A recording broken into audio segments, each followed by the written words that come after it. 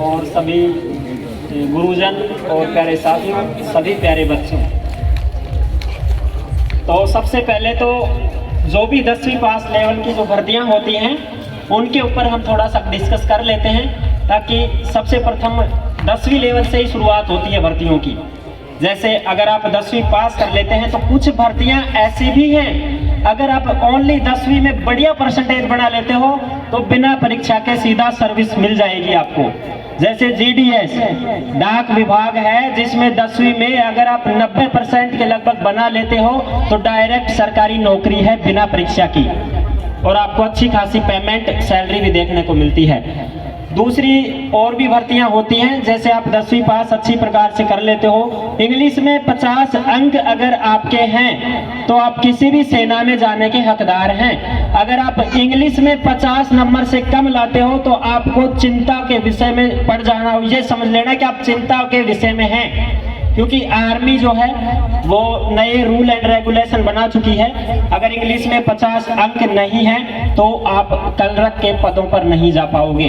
GD में भी आपको परेशानी हो सकती है। फिर आपको टेक्निकल, जिसमें ITI मांगी जाती है, उन पदों पर जा सकते हो, या फिर आप ट्रेड्समैन में जा सकते हो, जैसे कुक, नाई, धोबी, सफाई वाला, चौकीदार, चपरासी, इन पदों पर आप जा सकते हो। अगर आपकी परसेंट कम है तो आपको अभी से तैयारी करनी चाहिए 10वीं से ही। 10वीं में अगर अच्छी परसेंटेज बना लोगे तो नौकरियों में भी फायदा है, और आपके जो सब्जेक्ट हैं उन पर भी आप अच्छी डिमांड कर पाओगे। तो 10वीं पास की तो मिनिमम जो भर्तियां होती हैं, जैसे SSC में अगर आप जाना चाहते हैं तो SSC GD उसको आप चुन सकते हैं। उसमें आपका फिजिकल फिटनेस होना बहुत ही आवश्यक है। कोई भी बच्चा 12वीं पास कर रहा है तो वो सबसे पहले या तो किसी भी सरकारी हॉस्पिटल में चला जाए या किसी भी कोचिंग संस्थान में चला जाए, अपनी हाइट नाप लेवे। अगर आपकी हाइट 170 सेंटीमीटर नहीं है तो आप गलत रास्ता चुन लोगे और आप फिर SSC GD में सिलेक्ट नहीं हो पाओगे। सबसे पहले हाइट जरूरी है, क्योंकि आप गलत रास्ते में चले जाओगे, सिलेबस आप SSC GD का पूरा कर पाओगे और फिर भी आप नौकरी नहीं लग पाओगे। वहां पर फिजिकल में आपको बाहर कर दिया जाएगा अगर आपकी हाइट 170 नहीं है तो। और लड़कियों की 152 सेंटीमीटर कंप्लीट होनी चाहिए। तो सबसे पहला काम है हाइट का। सीना सबका नॉर्मल है, सबका बढ़ भी जाता है, कोई जरूरी भी नहीं है इतना, तो 81 से 86 बैठ जाता है सभी का। रेस जरूरी है। कक्षा 10 में जो भी बच्चा सेना में जाना चाहता है, कक्षा 10 से ही रेस शुरू कर देनी होगी, अन्यथा बाद में आपका जो फिजिकल है वो सही प्रकार से नहीं बैठ पाएगा। 10वीं से ही आपको रेस करना और सुबह जल्दी उठना, ये चीजें अपनानी होंगी सेना में जाना है तो, चाहे वो जल सेना हो, थल सेना हो, वायु सेना हो।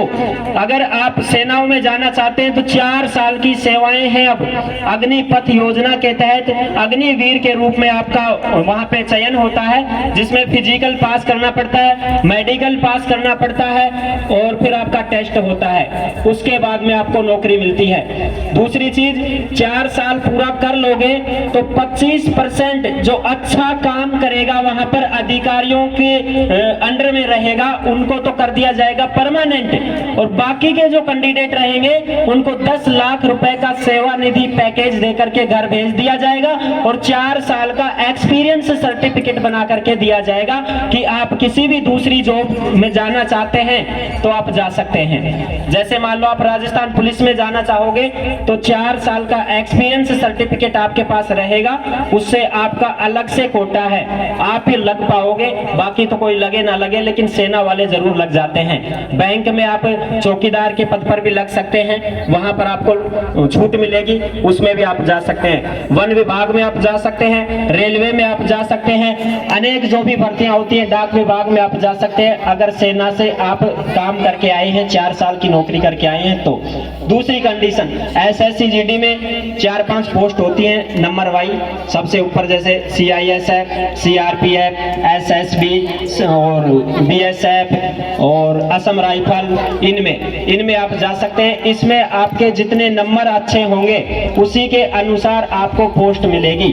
अगर आप BSF को पहले नंबर पे रखते हो तो उसके लिए नंबर भी बढ़िया आने चाहिए आपके टेस्ट में, तभी आपको पहले नंबर की पोस्ट मिलेगी, अन्यथा फिर आपको लास्ट वाली मिलेगी। फिर अब वो चुनना पड़ता है उसमें। तो इसमें योग्यता 10वीं पास, हाइट 170, महिलाओं की 152 सेंटीमीटर होनी चाहिए, और फिजिकल होगा, मेडिकल होगा, और फिर आपका टेस्ट होगा, और उसमें आप पास हो जाते हैं तो फिर आपको नौकरी मिलती है।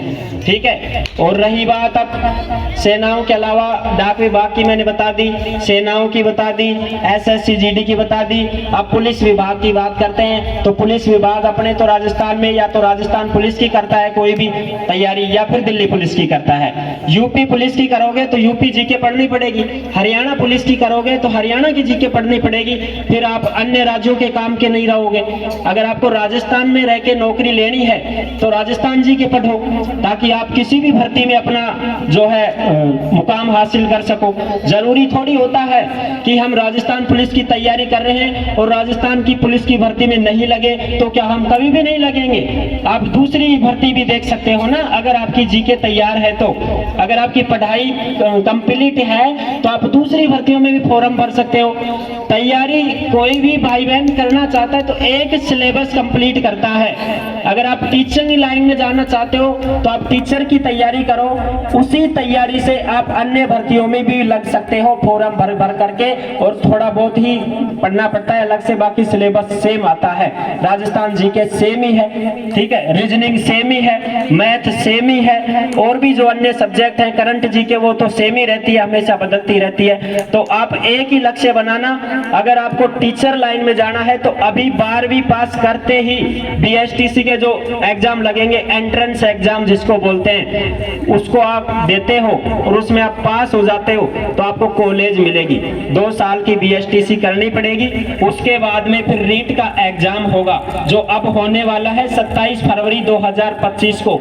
ये रीट वही रीट है जिसको पास करने के बाद में आपको सर्टिफिकेट दिया जाएगा, और ये सर्टिफिकेट जो रहेगा आजीवन रहेगा, लाइफ टाइम रहेगा। भविष्य में कभी भी अगर 3rd ग्रेड की भर्ती आती है या फिर आप B.Ed हो तो आपकी लेवल 2 जिसको हम 8वीं तक के मैडम या मास्टर बनते हैं, वो लेवल 1 वो तो BSTC वाले होते हैं, लेवल 2 B.Ed वाले होते हैं। अगर आप B.Ed करते हो तो B.Ed के बाद में आप 2nd ग्रेड भी देख सकते हो, और लेवल 2 रीट 3rd ग्रेड भी देख सकते हो, दोनों ऑप्शन है। अगर आप B.Ed नहीं करना चाहते हैं तो आप डायरेक्ट ही 12वीं पास करके BSTC कर सकते हैं और 3rd ग्रेड के लिए आप तैयार हो सकते हैं, तैयारी कर सकते हैं। फिर आप रीट को पास कर लोगे, पात्रता परीक्षा हो गई पास, उसके बाद होगा 3rd ग्रेड का मेंस एग्जाम।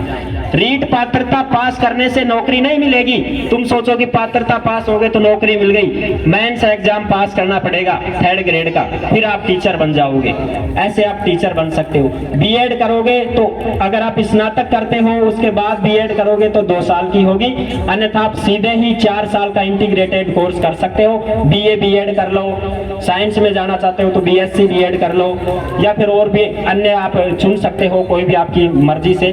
और दूसरी कंडीशन ये होती है कि बच्चे कंफ्यूज होते हैं, हमारे मैथ में नंबर फुल हैं हम मैथ लेंगे, हमारे साइंस में नंबर ज्यादा हैं हम साइंस लेंगे, हम तो इंग्लिश में कमजोर हैं, हिंदी में कमजोर हैं, हम तो आर्ट लेंगे। ऐसा नहीं होता है।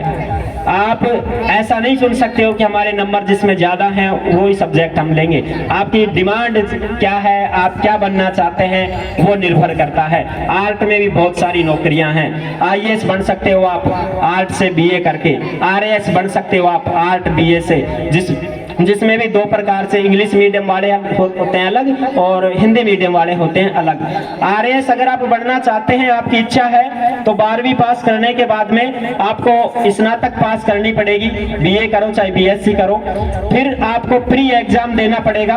प्री एग्जाम को पास करने के बाद 4 एग्जाम होते हैं मेंस के, जो 4 एग्जाम लिखित में आपको देने पड़ेंगे। जैसे हम 10वीं 12वीं में देते हैं ना, 100 शब्दों में उत्तर लिखो, 500 शब्दों में उत्तर लिखो, ऐसे आपको लिखना पड़ेगा, बहुत मेहनत करनी पड़ेगी।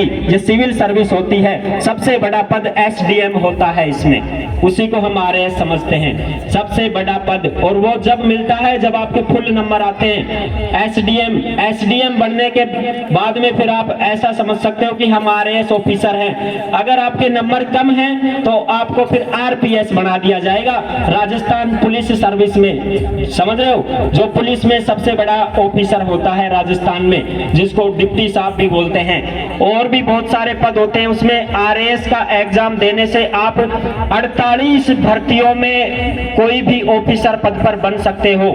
यह जरूरी नहीं होता है कि आप आरएएस एक ही पद को समझते हो, क्या पता कि आरएएस तो एक ही होता है एसडीएम, नहीं, इसमें बहुत सारे पद होते हैं। आप सिविल सर्विस में ऑफिसर रैंक पर जाओगे अगर आपने आरएएस परीक्षा पास कर दी तो, जिसमें आयकर विभाग में आपको दे दिया जाए, कस्टम विभाग में आपको दे दिया जाए, आबकारी विभाग में आपको दे दिया जाए, जो दारू वारू पकड़ते हैं ना, उसमें ऑफिसर पद पर आप जाओगे। और भी बहुत सारे, वन विभाग में ऑफिसर पद पे दे दिया जाएगा, और भी इनकम टैक्स में आपको ऑफिसर पद पे दे दिया जाएगा। इस प्रकार से यूपीएससी अगर आप करते हो तो उसमें सबसे बड़ा पद होता है आईएएस, डीएम, डिस्ट्रिक्ट मजिस्ट्रेट, जिसको हम जिला कलेक्टर बोलते हैं, वो सबसे बड़ा पद होता है। उससे कम नंबर आए हैं आपके तो आपको आईपीएस बनाया जाएगा इंडियन पुलिस सर्विस में, ठीक है। और उस आईपीएस में भी बहुत सारे पद होते हैं जो अलग अलग विभागों में आपको दे दिए जाते हैं। इस प्रकार से ये यूपीएससी और आरपीएससी दो भर्तियां बड़ी होती हैं, जो बड़ी होती हैं। बाकी छोटी भर्तियां हैं, इनमें आप डायरेक्ट भी जा सकते हैं। और राजस्थान पुलिस में अगर जाना चाहते हैं तो उसको आपको सबसे पहले सीईटी एग्जाम पास करना पड़ेगा। सीईटी एग्जाम पास कर देते हैं तो आप राजस्थान पुलिस के भर्ती में फार्म भरने के लायक बन जाते हो। और वो सीईटी एग्जाम अगर पास नहीं कर पाओगे तो आप फॉर्म भी नहीं भर पाओगे, इसलिए आपको पढ़ाई 12वीं से ही शुरू करनी पड़ेगी, तब जाके आप नौकरियों में हिस्सा ले पाओगे। ठीक है जी। और भी कोई डाउट हो तो आप पूछ सकते हैं, मैं बता दूंगा सभी भर्तियों के बारे में। बताओ। कोई